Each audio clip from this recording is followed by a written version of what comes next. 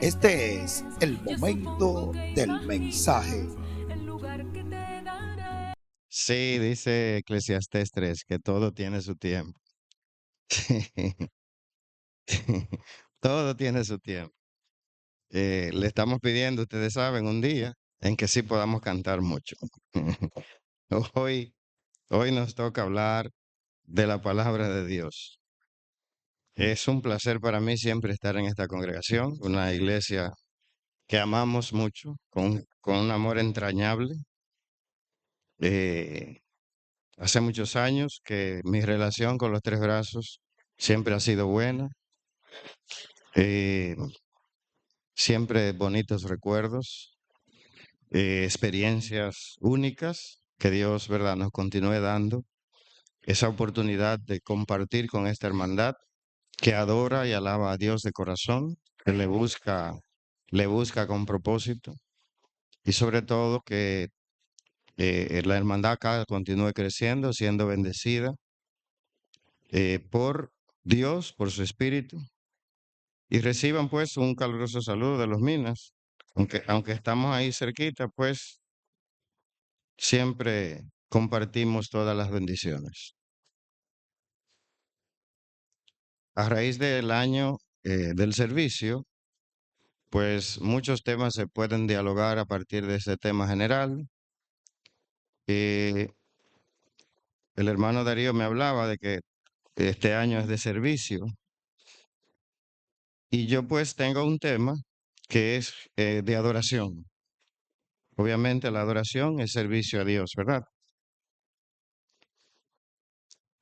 En el Evangelio de Juan, el capítulo 4, versos 23 y 24 dice, mas la hora viene y ahora es cuando los verdaderos adoradores adorarán al Padre en espíritu y en verdad. Porque también el Padre tales adoradores busca que le adoren. Dios es espíritu y los que le adoran en espíritu y en verdad es necesario que adoren. Por lo tanto, ¿qué es eso, adorar? ¿Cómo yo reflejo que estoy realmente adorando a Dios? Es reverenciar, es rendir culto a un ser que se considera de naturaleza divina, en este caso nuestro Dios. Esta es la definición del diccionario lengua española. Es amar con extremo, es tener puesta la estima o veneración en una persona o cosa. Es reverenciar y honrar a Dios en el culto religioso que le es debido.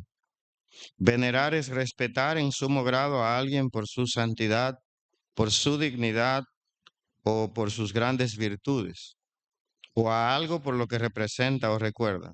Insisto, esta es la definición del diccionario lengua española.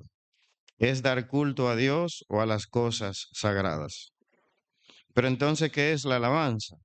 Es una expresión, es un conjunto de expresiones con que se alaba a Dios, con que se le rinde culto a Dios. La adoración es la manifestación de devoción, respeto, reconocimiento, señorío, honor y, por supuesto, la gratitud que profesamos a ese ser que reconocemos como Señor. Por lo tanto, adorar a Dios en espíritu y en verdad, aterrizando entonces lo que las Escrituras nos enseñan. Isaías en el 29, capítulo 29, verso 13 dice, pues porque este pueblo se acerca a mí con su boca y con sus labios me honra, pero su corazón está lejos de mí, y su temor de mí no es más que un mandamiento de hombres que les ha sido enseñado.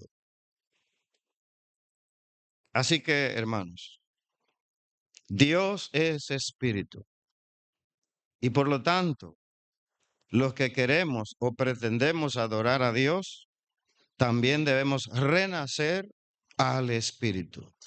Porque una adoración que simplemente se limite a la carne, no la recibe Dios. Una adoración que se limite a la emoción, al sensacionalismo, a la algarabía de este mundo, no es adoración a Dios. Porque Dios no recibe cosas que son carnales. Dios recibe cosas que son espirituales.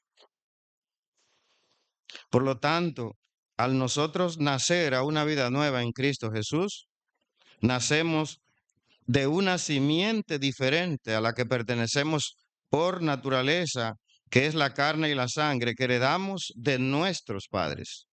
Pero al venir al Señor, nacemos a una vida nueva que es en el Espíritu. Romanos 8:1 nos dice, ahora pues, ninguna condenación hay para los que están en Cristo Jesús, los que no andan conforme a la carne, sino conforme al Espíritu.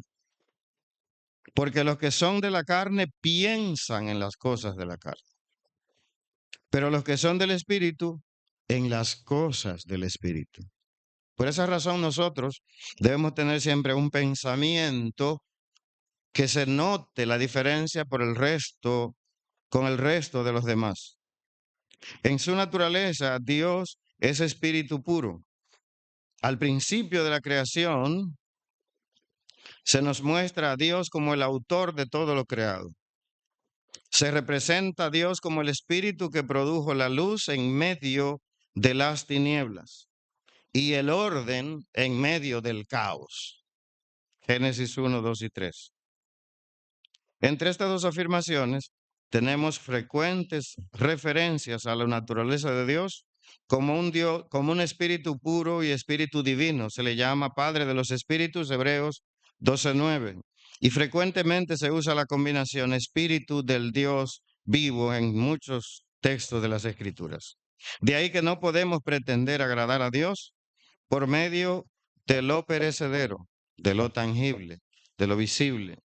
No podemos agradar a Dios mediante aquello que va a ser destruido, que va a ser, vamos a decir así, tiene su fecha de caducidad, que termina, sino que debemos trascender a una vida en el Espíritu para poder acercarnos a nuestro Padre Celestial.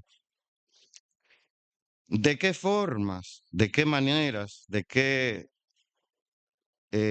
elementos podemos emplear para nosotros reflejar que estamos adorando a nuestro Dios? Dios es el centro de la adoración, Padre, Hijo y Espíritu Santo. Por lo tanto, nuestras alabanzas, por ejemplo, hay himnos de ese himnario que nosotros usamos, que yo no los canto. Y usted me preguntará, pero ¿por qué no canta esa alabanza?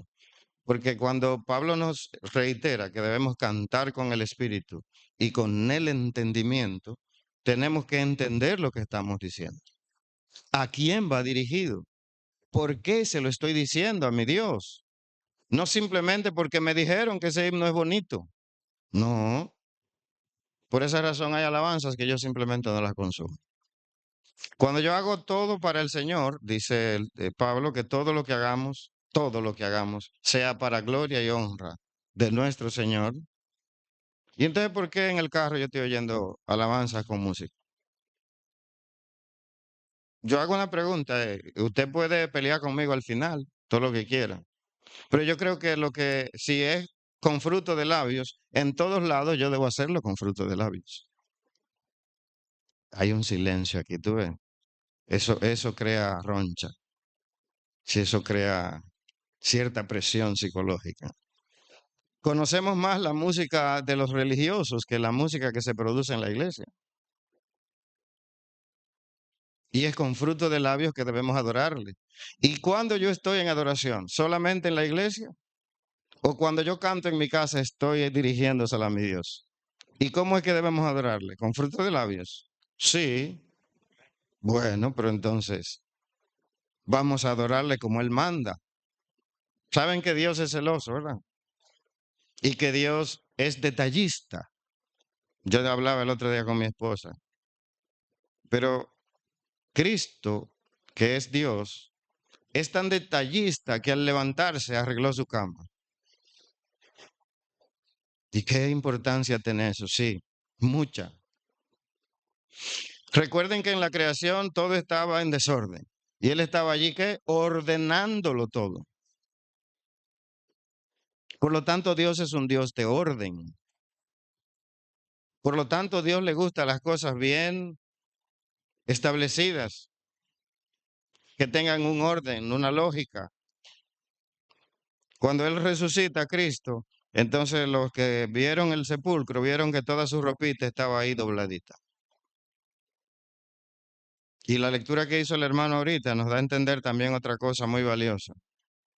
Ya Él resucitó, toda potestad le había sido dada. Ahora el ángel tuvo que venir a quitar la piedra. Ya hay un orden. Obviamente sabemos que Él antes de morir, como quiera, era Dios. Y decía él a Pedro, no, pero esta no es nuestra pelea. Yo pudiera pedirle 12 legiones a mi padre y vendrían a defenderme, pero no es el momento. Por lo tanto, Cristo, que es Dios, es un Dios de orden también. Por lo tanto, todo lo que yo hago, mi adoración tiene que estar dirigida a mi Dios eterno, creador. Jesús dijo, amarás al Señor tu Dios con todo tu corazón, con toda tu alma, con toda tu mente. Mateo 22:37. Marcos 12:30, y amarás al Señor tu Dios con todo tu corazón, con toda tu alma, con toda tu mente y con todas tus fuerzas. Este es el principal mandamiento. En Lucas 10:27 hay un escriba que está atentando al Señor y Cristo le pregunta acerca de los mandamientos. ¿Cuál es? ¿Cuáles son los más importantes? El hombre dice, amarás al Señor tu Dios con todo tu corazón, con toda tu alma, con todas tus fuerzas y con toda tu mente, y a tu prójimo como a ti mismo. Igual recordemos que Pablo reduce toda la ley en una sola oración. Amarás al Señor tu Dios sobre todas las cosas y a tu prójimo como a ti mismo. Por lo tanto, ahí se agrupa todo lo que es el servicio, que yo veo ahí como tema general que ustedes tienen. Amar al Señor nuestro Dios sobre todas las cosas y a nuestro prójimo como a nosotros mismos. Cuando nos sentamos a meditar acerca del servicio al prójimo, tenemos muchas enseñanzas en las Escrituras, muchas, muchas, muchas. Pero igual del servicio a Dios, tenemos mucho que hablar y mucho que podamos puntualizar y que resaltar en este gran tema. Pero lo más importante que nosotros entendemos debe ser resaltado siempre es el amor de Dios hacia la humanidad. ¿Cuánto amó Dios a la humanidad? Nosotros estamos en la iglesia y reflexionamos en estas palabras, pero en la práctica allá afuera no estamos tan enfocados en ese amor. Me explico por qué. ¿Cómo ve Dios al que violó 5 niñas y está en la cárcel? ¿Cómo ve Dios al que asesinó 15 personas y está en la cárcel preso? ¿Cómo ve Dios al que mató a su propia madre? ¿Cómo ve Dios al vecino que le arroja la basura? Que molesta. Usted tiene su casa limpiecita y viene un vecino y le pone una funda de basura ahí al frente. ¿Cuál es nuestra reacción? ¿Cómo ve Dios al hermano que peca y que yo sé que está en pecado? ¿Cómo lo veo yo a ese hermano? En esos momentos difíciles es donde se nos prueba a nosotros si es verdad que hemos nacido a una vida nueva. Si Cristo padeció por el pecado, dice Primera de Pedro 4, nosotros tenemos que armarnos también de ese mismo pensamiento. Ver la humanidad como Dios ve la humanidad. Ver a los demás como Dios los está mirando. ¿Qué son? Almas preciosas que necesitan salvación. Y que era necesario que muriera su propio hijo en la cruz del Calvario. Cuando nosotros estemos viendo la humanidad de esa manera, vamos a ver a los demás también de manera diferente. No vamos a ver a uno que está queriendo molestarnos, sacarnos de nuestras casillas, porque sencillamente es una lucha que no es contra carne ni sangre, sino contra espíritus, potestades de las tinieblas que luchan contra nosotros.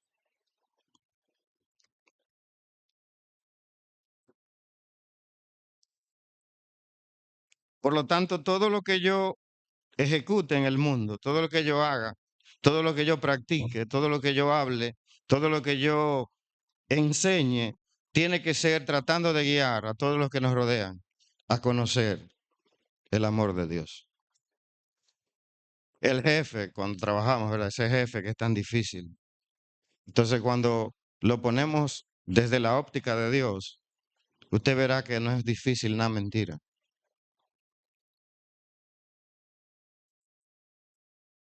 Porque ese amor al prójimo, hermanos, ese amor al prójimo es el más grande servicio que yo puedo dar.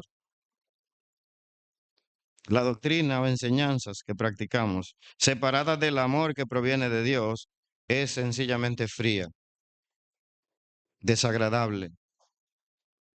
Mientras que la enseñanza fuerte dentro de un marco de amor es sencillamente divina. Por ejemplo, las iglesias del primer siglo, llenas de Cristo, pusieron en práctica la doctrina, ayudando a sus hermanos necesitados en Cristo. La iglesia del Señor en Jerusalén estaba sufriendo hambre, mucha hambre. Pero el amor que unía a los cristianos era tan grande que las iglesias, aun estando separadas por enormes distancias, no había trenes, no había aviones, salvo había barcos. Pero usted sabe lo que dura un barco. Un barco de China a Dominicana tarda 85 días. Pero el Internet, ¿cuánto dura? La información, las transferencias bancarias, ¿cuánto duran?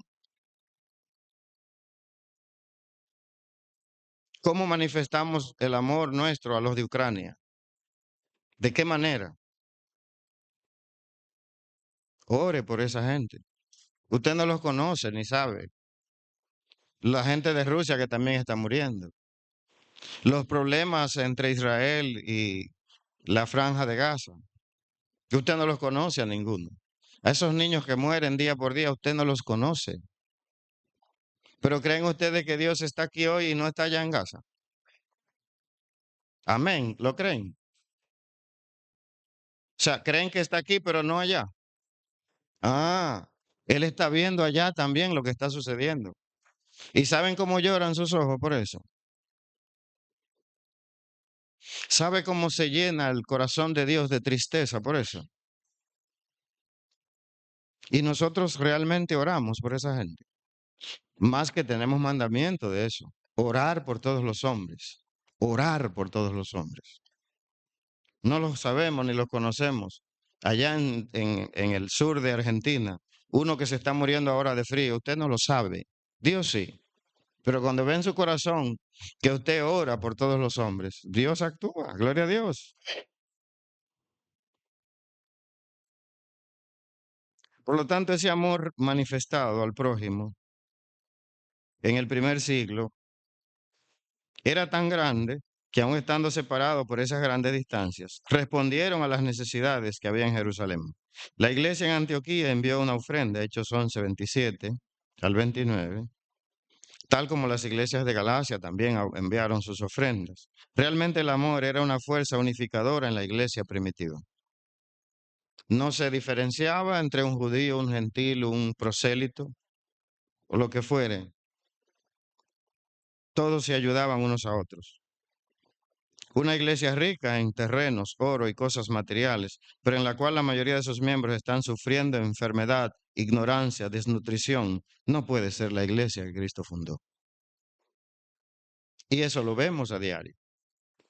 Créanme, no le estoy acusando a ustedes, sino llevándolos al extremo del tema.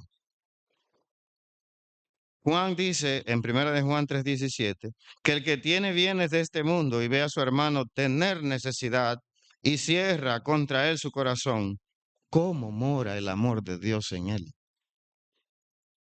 ¿Cómo? que conocemos que aquella ancianita que es de nuestra congregación está pasando necesidad y yo no le hago llegar sus colaboraciones, sus ayudas, la asistencia. Romanos 13, 9 y 10, porque no adulterarás, no matarás, no hurtarás, no dirás falso testimonio, no codiciarás y cualquier otro mandamiento en esta sentencia se resume. Amarás a tu prójimo como a ti mismo. El amor no hace mal al prójimo, así que el cumplimiento de la ley es el amor. Por lo tanto, el amor yo lo manifiesto por medio de mi servicio, de mi asistencia, de mi ayuda al que la necesita. Adoramos al Señor por medio de la oración. Oraré con el espíritu, oraré con el entendimiento. Aún estoy orando con el entendimiento. El Espíritu mismo intercede por nosotros para traducirle al Señor lo que realmente nosotros queremos decir. Qué maravilloso es nuestro Dios. Yo estoy orando y estoy con mucho entendimiento con cada palabra que utilizo, pero de todos modos el Espíritu interviene como un traductor en línea, muy fino, entre el lenguaje de Dios y el español mala clase que nosotros tenemos. Sí, es así. No tenemos un buen español.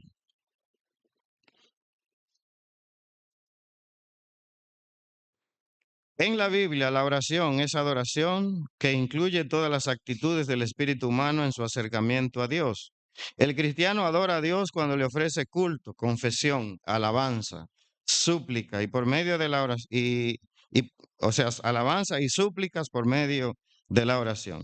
Esta máxima actividad de que es capaz el espíritu humano también puede llamarse comunión con Dios en tanto se destaque esa iniciativa que viene de Dios.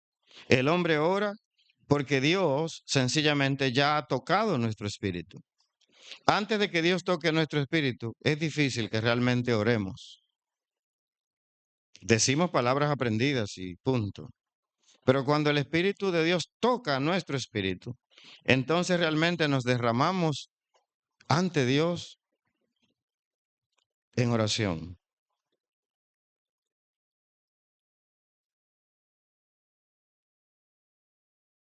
¿Qué más grande manifestación de la adoración a Dios cuando servimos a los demás? Gálatas 6:2, ayúdense unos a otros a llevar sus cargas y así cumplirán la ley de Cristo.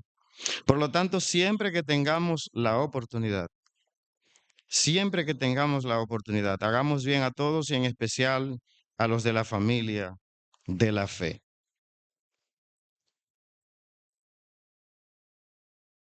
Tenemos mandamiento y ordenanza para esto en este verso, mayormente a los de la familia de la fe. Pero eso no es que está diciéndole a usted que no puede ayudar a todo el que usted encuentre en la calle, ¿verdad? A todo el que en su contexto necesite de su ayuda. No, ese que está en el mundo y que está en su contexto y lo ve a usted actuar de una manera diferente al como el mundo actúa, ya es predicación, ya es enseñanza sublime, que usted ve, o mejor dicho, que ese que es compañero de su trabajo y usted es ofendido, pero ve que usted lo que hace es que se disculpa con el que lo ha ofendido a usted, porque así es que dice la Biblia, ¿sabían? Si alguien lo ofende a usted, no es que usted espere que le disculpe, que le pidan disculpas, es que usted va y se disculpa a usted. Eso sí es dar la otra mejilla.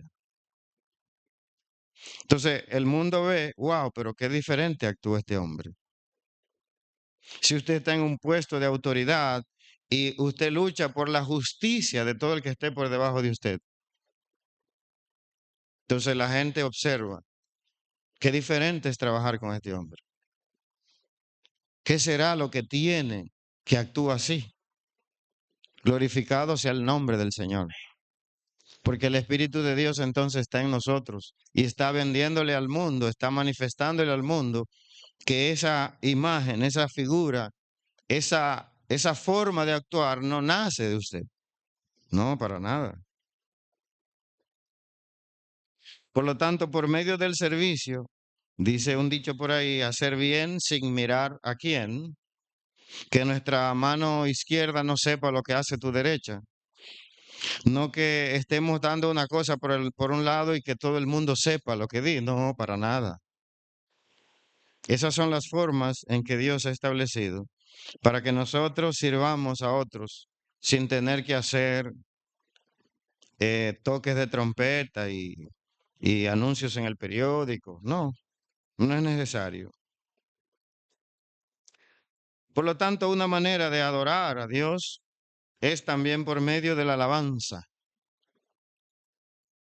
Yo estaba en una congregación, Coinonía estaba cantando allá, y el anciano me aparta y me dice, hermano, durante la comunión no se permite cantar. Qué tristeza me da eso. Cuando uno de los elementos más hermosos que podemos ofrecerle al Señor es la alabanza. ¿Cuándo? Cuando sea oportuno.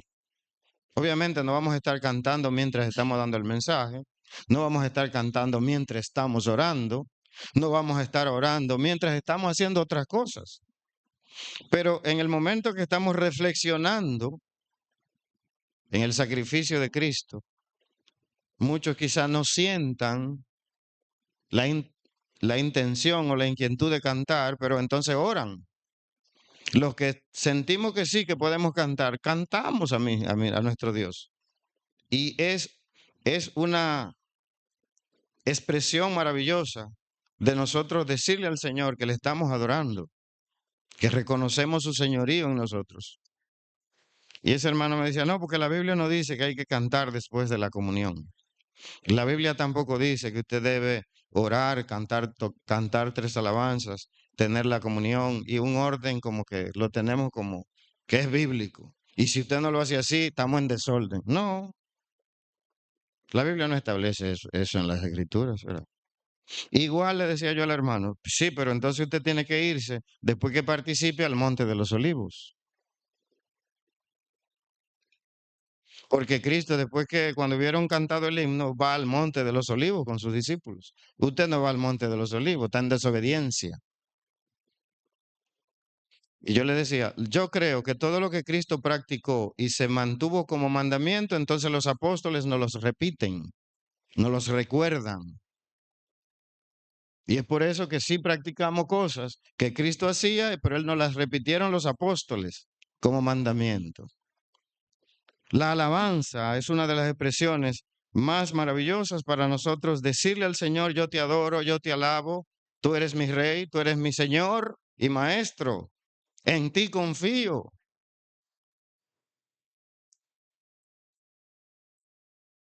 Hebreos 13:15, por lo tanto, por medio de Jesús ofrezcamos un sacrificio continuo de alabanza a Dios, mediante el cual proclamamos nuestra lealtad a su nombre. Estoy leyendo Nueva Traducción Viviente.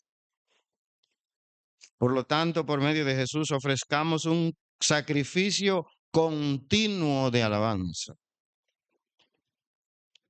mediante el cual proclamamos nuestra lealtad a su nombre. Gloria a Dios.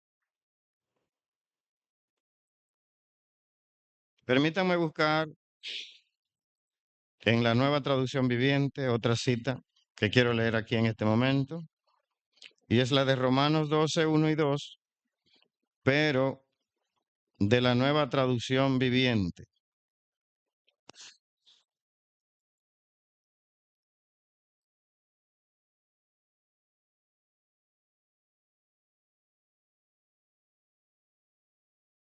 Por lo tanto, hermanos, les ruego que entreguen su cuerpo a Dios por todo lo que Él ha hecho a favor de ustedes.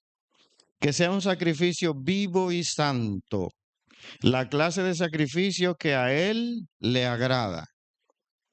Esa es la verdadera forma de adorarlo. No imiten las conductas ni las costumbres de este mundo. Más bien dejen que Dios los transforme en personas nuevas al cambiarles la manera de pensar. Entonces aprenderán a conocer la voluntad de Dios para ustedes.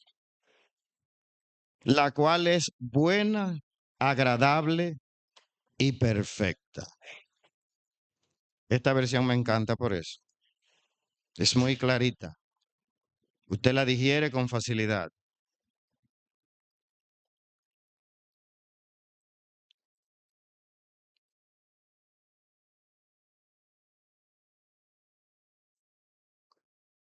Cuando nos reunimos, cada uno puede tener un himno, puede tener una enseñanza, una revelación, un mensaje, una interpretación. Todo esto se debe hacer para la edificación de la iglesia. Primera de Corintios 14, verso 26. Nos reunimos y cada uno de nosotros va a tener alabanzas, va a tener enseñanzas, vamos a tener revelación, vamos a tener mensaje en lenguas, dice la Reina Valera, o también interpretación. Todo esto se debe hacer para la edificación de la iglesia. Cada vez que adoramos, cada vez que ofrecemos al Señor algo, tiene dos ejes: glorificar el nombre de Dios, pero edificar cada corazón. Si no es así, entonces no está bien de acuerdo a las Escrituras. Por lo tanto, en una alabanza hay ritmos. Voy a hablar entonces desde el punto de vista técnico del canto. Hay ritmos que son lenguajes universales que sencillamente no se convirtieron al Evangelio. Porque ¿qué es la música, hermanos? Una codificación para usted poder leer melodías y que se escriba y se quede ahí. En la Edad Media se escribieron cosas muy interesantes y hoy cualquier músico que sepa leer música la va a interpretar exactamente igual. Por lo tanto, es un lenguaje. Cuando yo digo que el reggaetón cristiano, pero ¿cómo así? ¿Y desde cuándo el reggaetón se convirtió a Cristo? El reggaetón no es cristiano. Un ritmo X no es cristiano. Nuestros jóvenes están sumidos en esos reggaetoneros religiosos. Pero el que oye un reggaetón cristiano, como comúnmente se dice, y oye un reggaetón de los del mundo, ¿cuál es la diferencia? No, porque lo que dice no es igual, pero el oído humano oye más lo que está moviendo sus caderas que lo que está diciendo el texto. Por lo tanto, no podemos nosotros dejarnos llevar del mundo en nuestra adoración.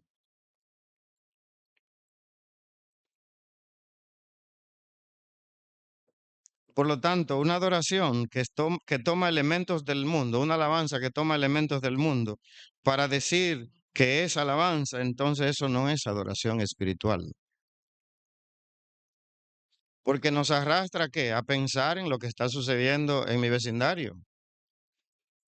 Mi esposa y yo en la casa con un reggaetón encendido, pero el que está a lo lejos, lo que está, pero esa gente ya no es cristiana. Se salieron de la iglesia, porque a lo lejos no se está oyendo. No, es que la letra es cristiana. No, pero... De hecho, hermanos, el mundo mismo pone límites. Dice, mira, tú no puedes hacer eso porque tú eres cristiano. Ellos ponen bordes, límites. Pero tampoco nos debemos fijar en los que cantan e interpretan alabanzas y darle gloria a ellos, que realmente pertenece a Dios. Nuestros dones, nuestras capacidades fueron dadas para servicio a Dios y a la hermandad. No fueron para nosotros llenarnos de orgullo y que yo canto mejor que tú, que yo debo... No, pero ¿qué es esto? Créanme que yo desde el 94 que me bauticé en San Cristóbal, pues en el 96, pues ya yo estaba dirigiendo una agrupación coral en el campamento en La Vega.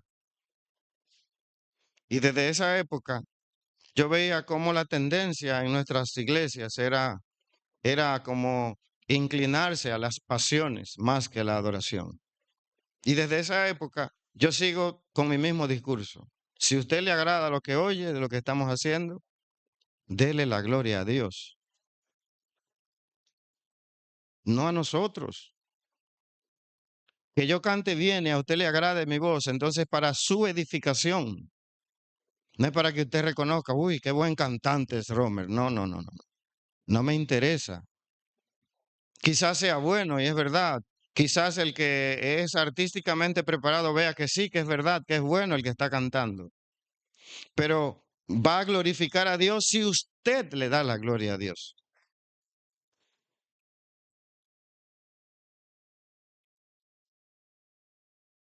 Las letras de las alabanzas deben ser de acuerdo a las escrituras, no de acuerdo a nuestro criterio y concepto. Si tú vas a cantar una alabanza, fíjate bien lo que estás diciendo. Cuando nosotros en Coinonía escribimos una alabanza nueva, yo tengo un hermano que me ayuda a revisar las letras, Franklin Gómez. Hermano, fíjese a ver si no violentamos ningún principio bíblico,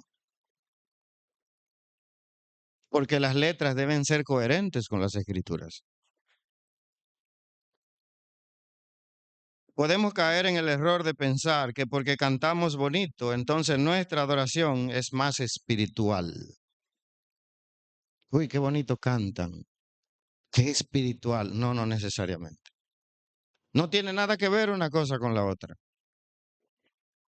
Porque si usted ve entonces las universidades americanas, grupos corales que son impresionantes, pues eso están adorando a Dios porque es maravillosamente hermoso. No, no, no, no. ¿Dónde debe estar la naturaleza de nuestra adoración espiritual? En nuestro corazón, nuestra humillación, nuestra entrega. Hermano, usted que desafina, no se preocupe, cántele al Señor. Pues una expresión suya para Dios. Por eso entonces no lo podemos poner a cantar en el culto, porque es también para edificación. Y si usted lo que está es berreando, entonces no lo vamos a poner a eso.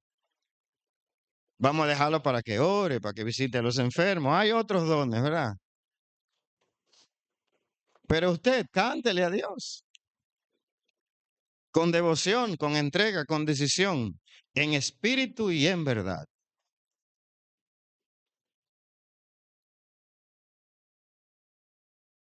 Por yo tener mejores equipos que otros, mi alabanza no es más selecta, no es más espiritual, no es más interesante, no. Eso es para los humanos, para sus oídos, porque Dios no mira lo que está frente a nuestros ojos como nosotros.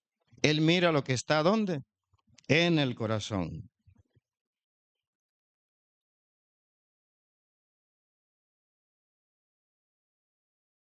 No debemos sustituir alabanzas del mundo religioso para alabar a nuestro Dios cuando muchas veces la sala ni siquiera las conoce. Tengo muchos amigos en Estados Unidos que son de la iglesia. ¿Y qué me enseñan? Que ellos se reúnen en la semana para practicar las alabanzas que se van a cantar el domingo. Wow. Y un jueves en la noche, en la iglesia del Paso, Texas, donde se reúne Carlos González, que es mi amigo y hermano, el jueves en la noche la iglesia está tan llena como el domingo, ensayando las alabanzas que se van a cantar el domingo. ¿Cuándo en Dominicana vamos a lograr una cosa así?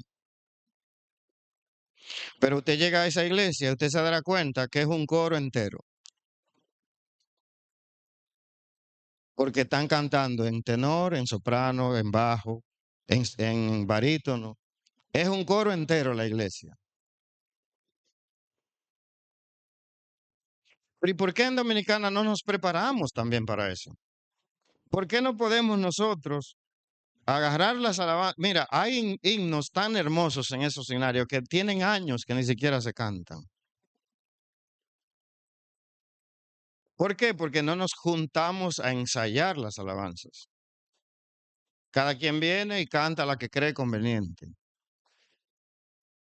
Pero cuando toda la iglesia está ya con conocimiento de causa, llevando a la presencia de Dios una alabanza con el corazón ya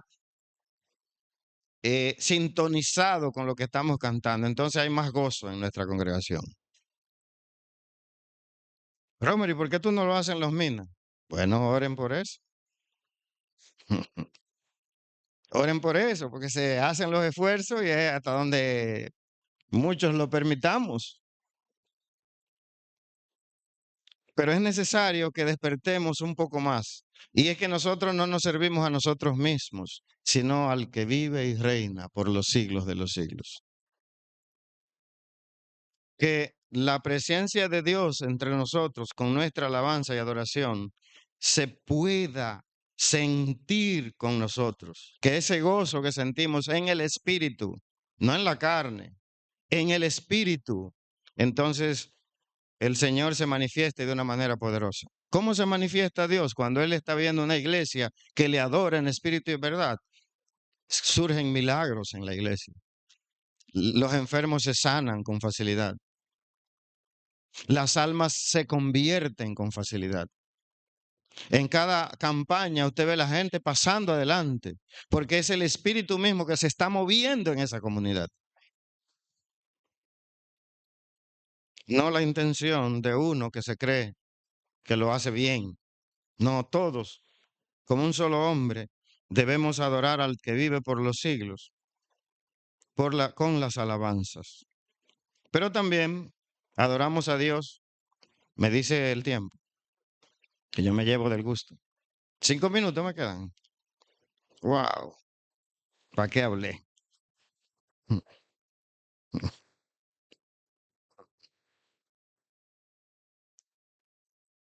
Adoramos a Dios por medio de la comunión unos con otros.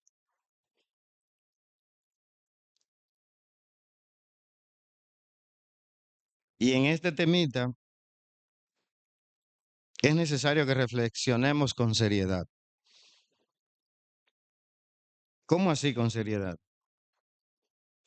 Génesis 13, verso 8 y 9. Abraham y Lot tenían mucho ganado ambos. Y la gente de Lot se peleaba con los de Abraham porque el ganado era mucho y el pasto no daba para todos. Entonces cada quien estaba reclamando que esta área es mía, yo llegué primero.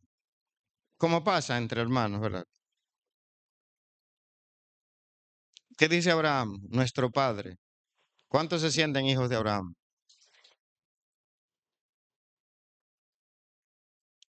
Mira, mi niño, tú eres mi sobrino. Elige tú, mira, estamos aquí frente a la tierra. Elige tú para dónde tú quieres ir, que yo me iré opuesto a la dirección que tú tomes. Elige tú. Y no nos peleemos porque somos familia. Sigamos en comunión nosotros. Y por esta tontería no. Sabiendo Abraham que Dios le había ofrecido qué? Toda la tierra que estaba a la vista. Todo era de él lo sabía. Y sabíamos que él confiaba en Dios, ¿verdad? ¿Y él se fue dónde? A las montañas, al terreno malo, sabiendo que no importa donde tú estés, como quiera Dios te bendice. No importa que tú tomes la llanura, el río, los pastos hermosos, como quiera, que Abraham prosperaba, porque no andaba con él simplemente un mero capricho, andaba con él el Todopoderoso. Y entre nosotros, cuando hay diferencias, ¿qué hacemos? Cuando hay diferencias entre nosotros, ¿qué es lo que hacemos?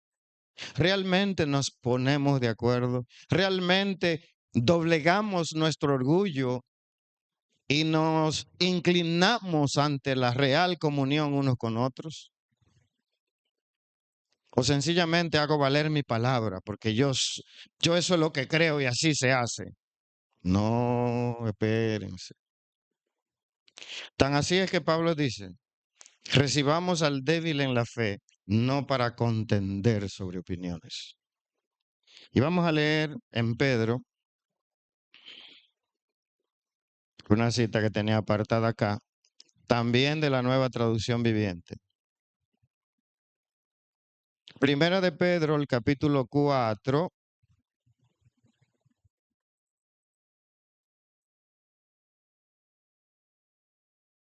Vamos a leer desde el verso 8. Lo más importante de todo es que sigan demostrando profundo amor unos a otros, porque el amor cubre gran cantidad de pecados. Abran las puertas de su hogar con alegría al que necesite un plato de comida o un lugar donde dormir. Dios, de su gran variedad de dones espirituales, les ha dado un don a cada uno de ustedes. Úsenlo bien para servirse los unos a los otros. ¿Has recibido el don de hablar en público? Entonces habla como si Dios mismo estuviera hablando por medio de ti. ¿Has recibido el don de ayudar a otros? Ayúdalos con toda la fuerza y la energía que Dios te da. Así cada cosa que hagan traerá gloria a Dios por medio de Jesucristo. A Él sea toda la gloria y todo el poder por siempre y para siempre. Por lo tanto, hermanos, lo más importante para Dios es que nosotros estemos en comunión. Que no miremos las diferencias. Porque uno, dice Pablo, cree que se puede comer de todo. El otro, siendo débil, cree que con legumbres es suficiente. No nos peleemos por eso. Sigamos juntos adorando a Dios. Tú comiéndote tu legumbre y yo comiéndome mi burro. Porque yo creo que la carne de burro es la mejor. ¿Hay un neivero aquí? No. Los neiveros comemos burro. Yo soy neivero. Y yo le puedo decir en el mercado de Neiva donde venden carne de burro. Pero ahora usted sale, no, ese Romer es un asqueroso. Que la carne de burro se come. Y usted come cerdo, que es peor. Usted sabe lo asqueroso que es un cerdo. Y usted sabe lo asqueroso que es un pato. Y el burro nada más come hierba.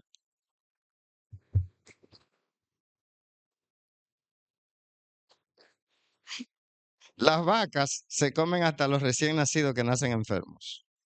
Los burros no hacen eso. No vengo a defender la carne de burro, pero sí decirles que por diferencias que son muy sencillas, que cuando usted pasa el momento de calentamiento se da cuenta que es una tontería, vamos a evitarlas y vamos a vivir en plena comunión unos con otros. Hermanos, la paz de Dios sea con todos. Gracias.